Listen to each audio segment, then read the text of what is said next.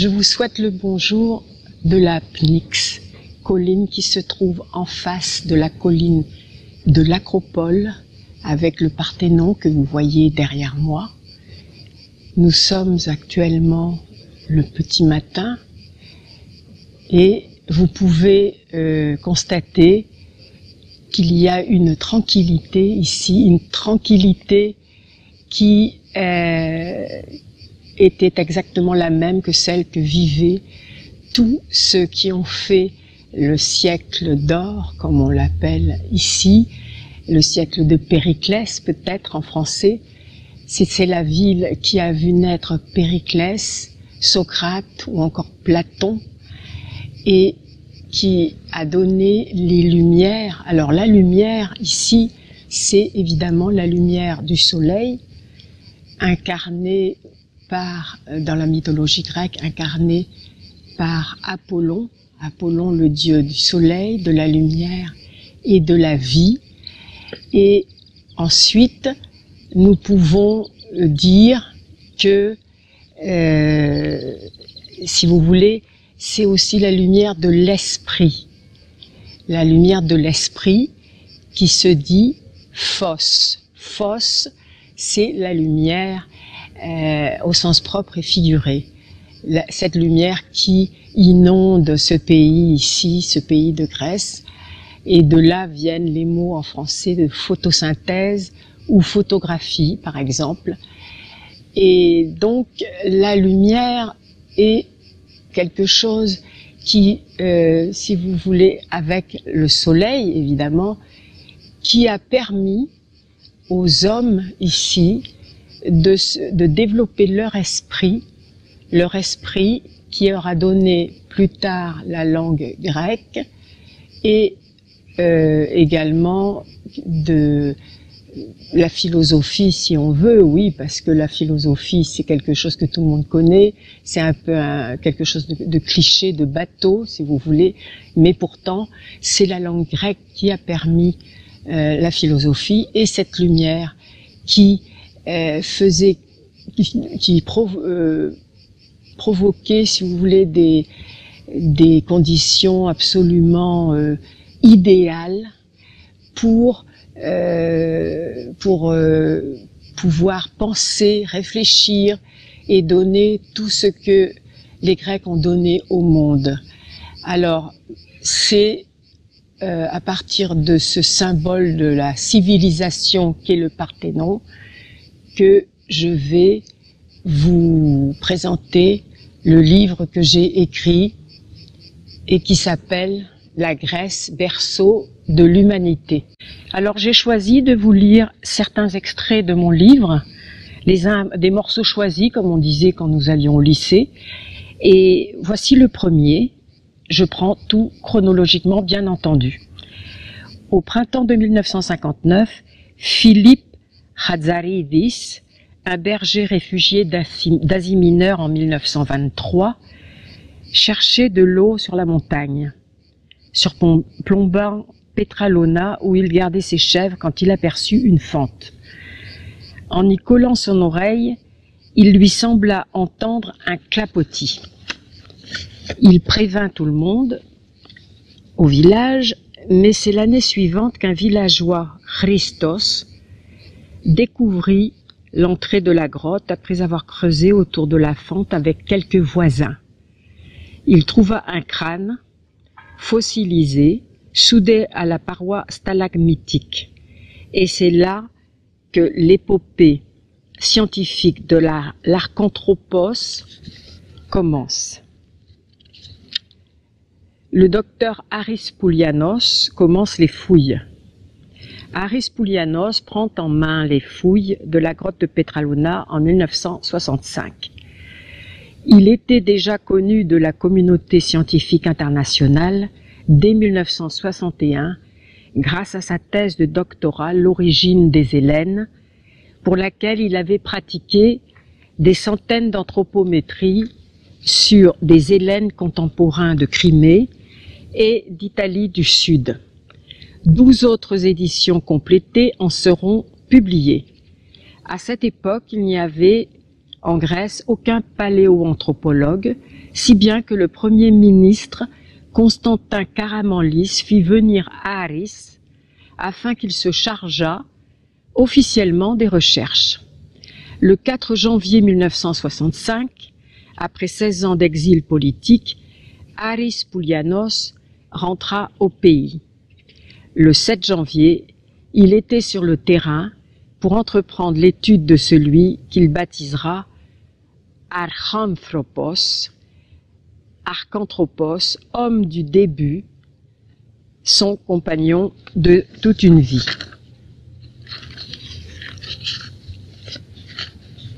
Ensuite, nous allons vers la découverte de l'Homo erectus trilliensis. En 1965, les fouilles furent entreprises à quelques kilomètres de Petralona, dans les ruisseaux de Trillia, petite ville comptant aujourd'hui à peu près 3000 habitants. En 1975, Harris Poulianos commença de ratisser la région de Chalcidique à la recherche des ancêtres des archanthropes. Il découvrit sur le site à ciel ouvert de Trillia un tibia humain fossilisé, des coprolithes fossiles, de nombreux outils paléolithiques, ainsi que des débris internationaux et pan-européens. Ainsi que des débris de squelettes qu'il représentera lors de congrès internationaux et pan-européens. Le docteur Harris Poulianos publiera le résultat de ses études dans différentes revues scientifiques. Il estime l'âge de ces fossiles entre 10 et 13 millions d'années. Il lui donnera le nom d'Homo erectus trilliensis, le premier homme debout sur Terre, jusqu'à aujourd'hui.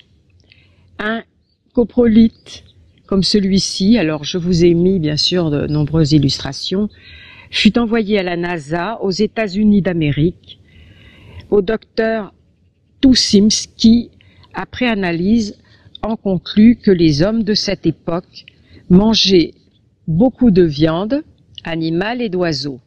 En 1979, l'âge de 13 millions d'années fut confirmé par paléomagnétisme à l'Université de Caroline du Nord. La période de ces découvertes est le Miocène supérieur. Elle fut nommée anthropogenèse, car il s'agit jusqu'à aujourd'hui de la première trace de présence du genre humain sur la planète Terre. Et alors là, je vous donne un extrait de ce que dit un jour Harris Poulianos sur une chaîne de télévision grecque en 2012. Je me demande pourquoi de nombreux scientifiques et documentaires continuent d'affirmer que l'homme est apparu d'abord en Afrique. Il existe deux explications à cela. Soit ils sont totalement indifférents, car il n'est pas permis d'ignorer ces découvertes, qui ne datent pas d'aujourd'hui. À la limite, ils auraient pu les prendre en considération, avec un point d'interrogation. Soit c'est voulu, car ils ne veulent reconnaître pour rien au monde que le berceau de l'humanité, de l'homme et la Grèce. Alors nous continuons ici vers une découverte, donc à la même époque, du docteur Harris Poulianos. C'est celle du Paléoloxodon, qui est un éléphant, de Perdica, un proto-éléphant. En octobre 1977, Harris Poulianos découvrit le squelette d'un éléphant qui avait été démembré par des chasseurs primitifs dans le bassin de Ptolémaïda en Macédoine occidentale. Il fut excavé et transporté à la Société anthropologique de Grèce, donc celle qu'a créée le docteur Harris Poulianos, elle est à lui, où il fit l'objet d'une étude régulière entre 77 et 99. En 2004, dans la 12e édition de son livre L'origine des Hellènes, Poulianos écrit ceci: « Nous pensons que ce proto-éléphant fut démembré par une espèce d'homme debout, Homo erectus, car j'ai trouvé plus d'une trentaine d'outils enchevêtrés avec ses ossements. Ils étaient plutôt concentrés sur des parties charnues du corps de l'individu. La plupart des outils sont en quartz et, parmi eux, 2 pilons. La strate de la découverte ne comporte pas de quartz. Il faut se rendre à une dizaine de kilomètres de là pour en trouver, ce qui signifie que des mains humaines les ont transportés jusque-là. De l'expertise qui eut lieu à l'université de Caroline du Nord par paléomagnétisme, il résulte que l'éléphant de Perdica est âgé de 2,5 jusqu'à 3 millions d'années, c'est-à-dire du Pliocène supérieur. Cela signifie que cette découverte est la plus ancienne du genre en Europe et que les outils qui furent trouvés sur le site ont la datation la plus exacte qui soit. Alors, nous continuons. Vous aurez ici un tableau qui a été fait en grec par le professeur Poulianos et que j'ai, si vous voulez, reproduit et traduit en français. Ce tableau a pour titre « La préhistoire de la Grèce et la préhistoire de toute l'humanité ». Alors, vous avez, nous passons donc à la partie suivante. Entre 11 et 13 millions d'années, vous avez une reproduction d'outils de l'anthropos debout, hein, celui dont je viens de vous parler. 5 millions d'années, Humérus d'Icaria, hein, qui a été découvert à Icaria. 3 millions d'années environ, vue générale sur le site de fouilles de l'éléphant de Perdica. Et jusqu'à 880 000 ans, l'Archanthropos de Petralona. Alors maintenant, nous allons passer à un prochain chapitre qui est le passage des archanthropes aux premiers peuples d'Europe. Les groupes ethniques se formèrent au fil du temps. Nous allons ainsi nous promener, remonter à l'origine des archanthropes de Petralona pour comprendre le déroulement. Lorsqu'un anthropologue donne une datation, il indique toujours une fourchette. Nikos Poulianos donne une fourchette entre 700 000 et 880 000 ans pour l'archanthrope de Petralona. En tout, non successivement, les Européens auront vécu 1 million d'années dans les grottes pour se protéger du froid glaciaire. En effet, après la période d'éruption volcanique ayant favorisé l'hominisation probable de l'Eladopithecus et conduit au développement de l'homme debout avec aplomb Homo erectus triliensis entre 11 et 13 millions d'années, regardez avec moi, admirez avec moi le soleil, c'est-à-dire Apollon, qui est en train de se réveiller et de se lever dans le ciel de l'Attique, parce qu'ici, évidemment, les Grecs anciens considéraient les Apollon comme leur dieu, même si c'est le soleil, c'est le dieu de s'étend sur l'univers, si vous voulez, même si le soleil éclaire l'univers entier, pour eux c'était un dieu grec, Apollon.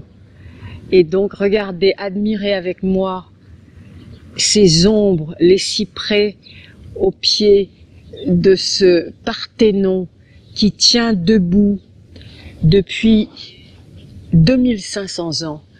Et je faisais remarquer l'autre jour, quand nous avons eu un séisme, il y a quelques jours, un assez fort séisme ici à Athènes, que le Parthénon n'a pas de fondation, mais il tient debout 2500 ans grâce à un triple blindage antisismique. À cette époque-là, ils avaient déjà découvert toutes les sciences qu'aujourd'hui nous connaissons et qui portent évidemment des noms grecs, parce que sismique, ça vient du grec seismos. Et donc, vous pouvez admirer, moi je le vois entre les feuilles d'olivier ici. Alors, l'olivier était vraiment l'arbre d'Athéna, de Pallas Athéna, la fondatrice de la ville d'Athènes, là où je me trouve en ce moment. C'est quand même quelque chose de très très émouvant parce que j'ai l'impression que c'est la même nature qu'à l'époque. Qu'est-ce qui a changé? Ici, nous sommes coupés de tout le chahut, de tout le tumulte qui peut exister en temps habituel à notre époque au XXIe siècle. On se demande d'ailleurs pourquoi. Pourquoi est-ce que tout le monde s'est embarqué dans cette histoire qui n'a pas de fin et ou plutôt qui a une fin qui est proche, hein, parce que regardez, est-ce que ce n'est pas plus agréable de vivre comme ça dans la paix, la solitude, la sérénité, 2-3 personnes en train d'apprécier la nature. Je me souviens que je crois que c'était Chateaubriand, mon compatriote breton, qui avait dit un jour d'autres personnes viendront faire les mêmes réflexions que je fais moi actuellement sur ces rochers. Peut-être était-il ici, peut-être se trouvait-il au même endroit où je me trouve aujourd'hui, je ne sais pas. Parce que Chateaubriand, par rapport à l'Antiquité, ce n'est pas très loin. Alors voilà, nous commençons à être éclairés à la fois par la lumière de l'esprit et la lumière de la vie. Puisque sans le soleil, il n'y a pas de vie. Regardez comme c'est beau, avec moi. Un moment de paix. Où règnent les oiseaux, les cigales, un chien qui aboie dans le lointain, la nature qui s'exprime, la nature qui vit et qui vit depuis longtemps ici. C'est tout cela qui a fait que cet endroit unique a donné naissance à notre civilisation. Moi, je vois d'ici les autres collines qui entourent Athènes, ces collines millénaires, et je me demande combien de temps tout cela va encore durer. Allons-nous tenir si longtemps que ça, avec tout ce que nous impose la vie moderne, qui ne nous laisse pas le temps d'admirer quoi que ce soit, d'admirer la nature, d'admirer. Regardez, ici nous avons des arbres dont je ne connais pas le nom, mais nous avons des cyprès. Cyprès, il y a un Y, c'est un mot grec qui part ici, très ancien. Nous avons les oliviers. Un olivier se dit Elia en grec. Là, on entend, qu'est-ce que c'est? Qu'est-ce qu'on entend? Un goéland?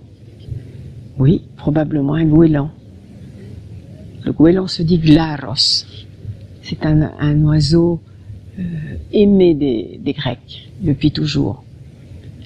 Et les réflexions que je fais ici, comme faisait Chateaubriand, sont des réflexions de paix et d'harmonie. L'harmonie, en Grèce ancienne, était la musique. Comme la muse. Et harmonie vient du mot harmos qui veut dire joint, la jointure. C'est-à-dire que tout est bien soudés, reliés, joints. C'est ça l'harmonie, c'est ça la musique. Et donc ici règne l'harmonie, la paix. Écoutez ces oiseaux, écoutez. Nous sommes en communion avec la nature. Jusqu'à ce que le soleil se lève dans le ciel. Combien de fois l'a-t-il fait depuis le début? Je me demande. Alors maintenant, nous abordons l'origine glossologique des peuples européens. Les peuples européens, si vous voulez, je ne vais pas vous lire tout le livre, bien évidemment. Ici, j'ai commencé par les archanthropes qui se sont ensuite étendus sur tout le continent européen. Et je vais vous parler de la langue qui a été inventée par les Hellènes, qui à la longue ont fini par former un groupe ethnique, plusieurs groupes ethniques, mais ayant tous en commun la langue qu'ils ont eux-mêmes inventée. Et cette langue est adaptée à la nature environnante, la nature que l'on trouve sur tout le territoire. L'espace helladique, on ne parle pas de Grèce, bien évidemment, le mot n'existe pas à l'époque.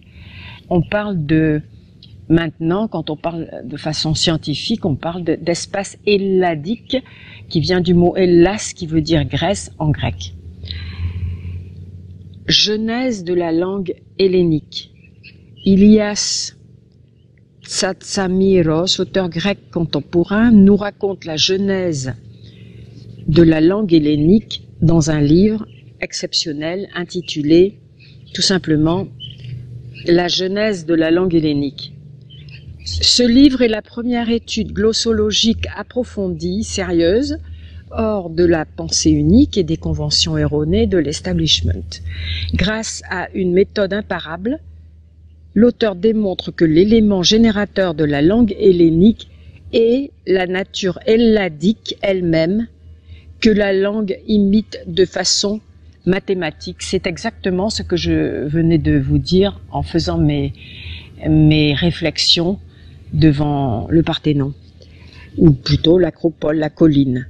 Chaque lettre de l'alphabet hellénique contient un code signifiant standard. C'est une langue construite sur les mathématiques. La langue hellénique n'est pas due au hasard. Chacun de ces mots repose sur un socle mathématique et les lettres ne sont pas des symboles stériles. Droites ou à l'envers, avec des symboles particuliers, elles représentaient les 1620 symboles utilisés en harmonie, donc en musique, dans l'Antiquité. Chaque lettre a une valeur arithmétique. Chaque lettre est un nombre et par extension, chaque mot est un nombre. La langue hellénique constitue une connaissance monumentale, verrouillée et codifiée. L'un des précurseurs de cette connaissance fut l'éminent Pythagore. Pour lui, les nombres, les formes, l'harmonie et les astres correspondent respectivement aux sciences mathématiques sœurs. Arithmétique, géométrie, harmonie et astronomie composent dans cet ordre précis l'échelle de l'évolution. Entre parenthèses, qui se dit exélixie. Exélixie vient de ex, qui signifie deux, et élixie, hélice, c'est-à-dire l'ADN de forme hélicoïdale. Du nous, c'est-à-dire de l'esprit. C'est aussi également développé ici. Le nous est un mot qui ne se traduit pas, qui n'existe qu'en grec, et qui représente l'esprit, celui que donne, si vous voulez, la lumière, au cerveau des Grecs, des habitants de ce territoire, sur ce territoire ici, qui ont évolué depuis des milliers d'années et qui ont conçu cette langue. Alors le nous, tout un chapitre est expliqué. Vous comprendrez ce que c'est, ça vous paraît peut-être un peu abscon, mais c'est le plus important. Nous et anthropos, ce sont deux mots qui ne se traduisent pas, et ce sont les deux mots de base, les deux notions de base, à la base de l'hellénisme, si vous voulez. Donc, maintenant, nous allons passer à la deuxième partie. Il y a 4 parties en tout. Nous allons à la deuxième. L'anthropos est issu de la société humaine. Alors, l'anthropos, qui est la notion de fondatrice de l'hellénisme et de mon livre, bien entendu, est le mot qui se dit en grec anthropos, qui existe depuis le début de la langue hellénique et qui n'a pas d'équivalent dans d'autres langues. Pourquoi? Parce que il regroupe à la fois le masculin et le féminin. C'est-à-dire que l'anthropos, ce n'est pas soit l'homme, soit la femme, c'est les deux. Et il y a 2 mots qui existent en grec. Alors en grec, je vais vous dire en grec d'aujourd'hui, parce qu'ils ont un peu changé depuis l'Antiquité. Il y a andras qui veut dire l'homme et gyneka qui veut dire la femme. Gyneka, vous avez gynécologie. Andras, vous avez le mot misandre, hein, ne pas aimer les hommes, par exemple. Puis il y en a d'autres. Alors, l'anthropos, il regroupe le féminin et le masculin. Il n'y a pas, si vous voulez, de séparation. On ne peut pas séparer le masculin du féminin. C'est impossible. Ils se complètent. Ils sont à l'intérieur du mot et de la notion d'anthropos. Et c'est pour cette raison que tout ce qui s'est passé ici depuis le début des temps se faisait toujours en fonction de l'anthropos et de la façon dont il se comporte, dont il fonctionne, c'est-à-dire en petites cellules familiales, en petits groupes ethniques, etc. Donc c'est largement développé dans toute cette seconde partie avec également des schémas.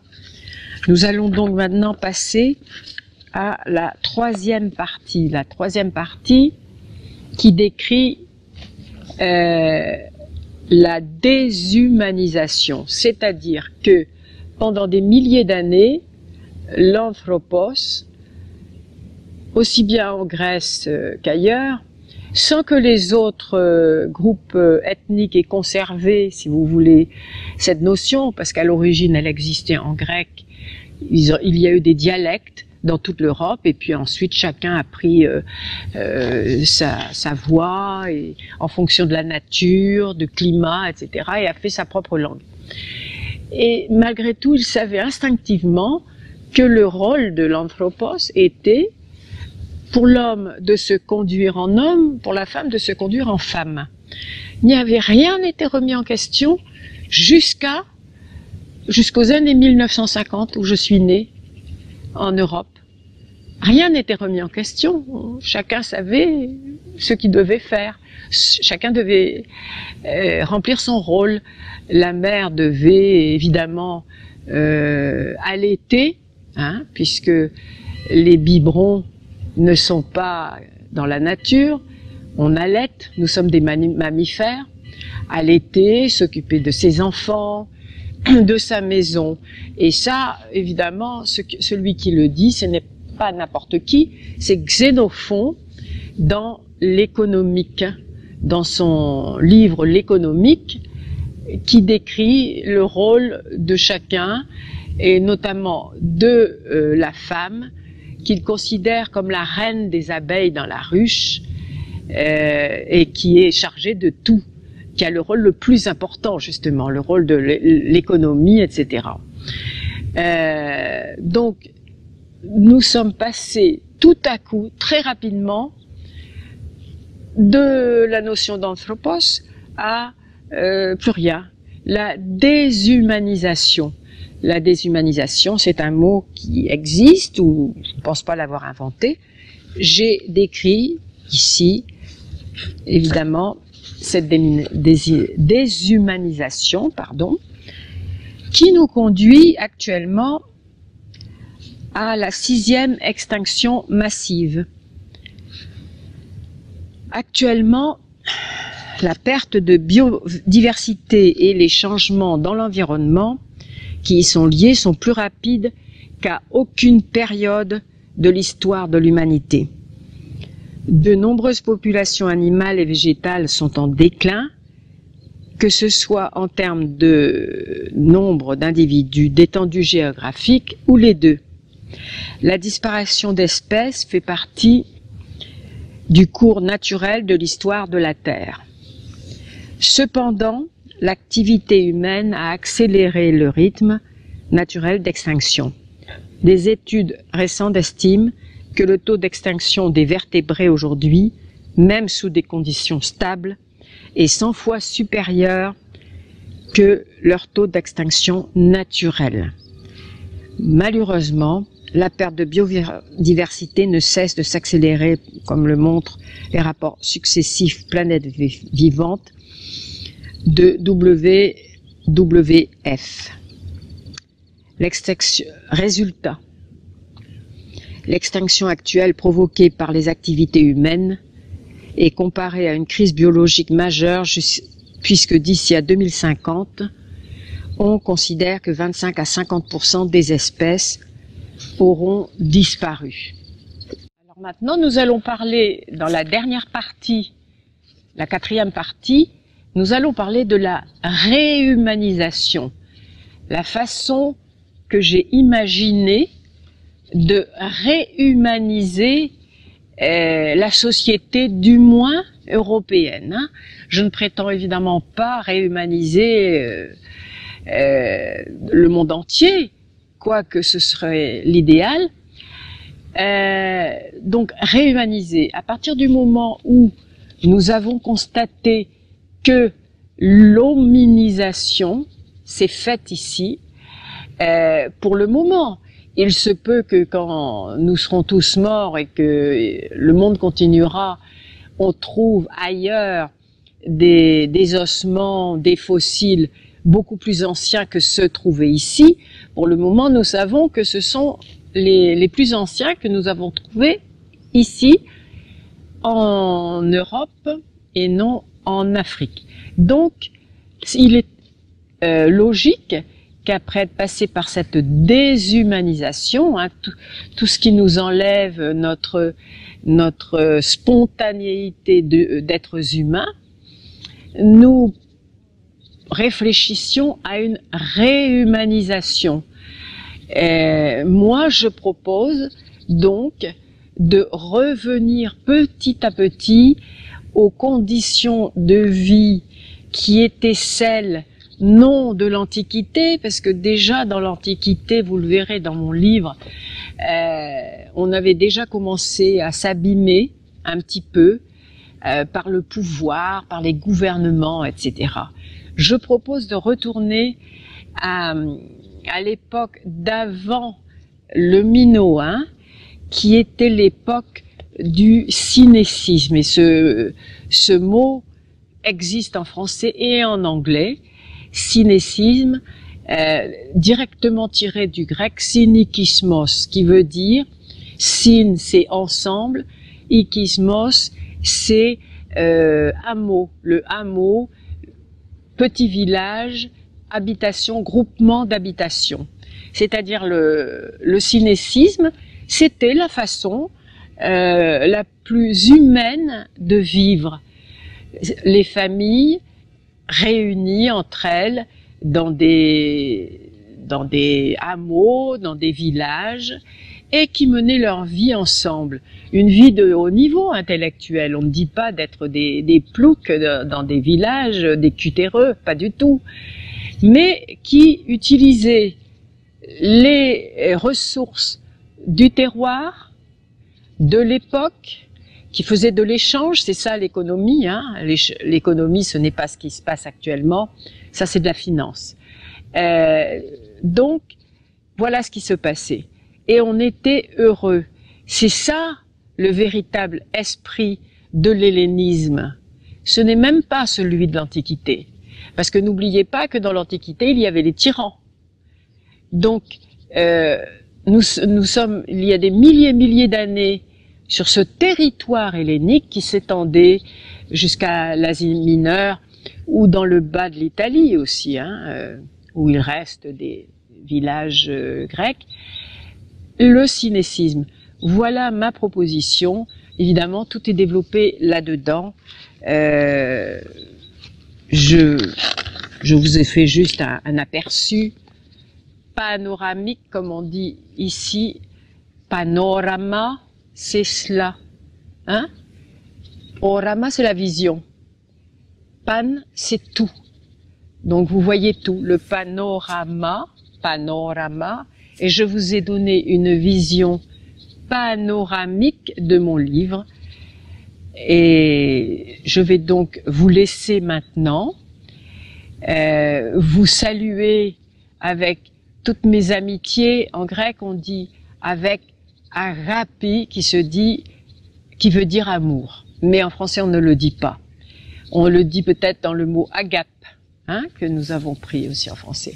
Alors, je vous envoie toutes mes amitiés de cette terre bénie des dieux, de cet endroit si beau, si simple aussi, qui a fait couler tant d'encre dans des milliers de langues et des milliers de livres à travers toute la planète.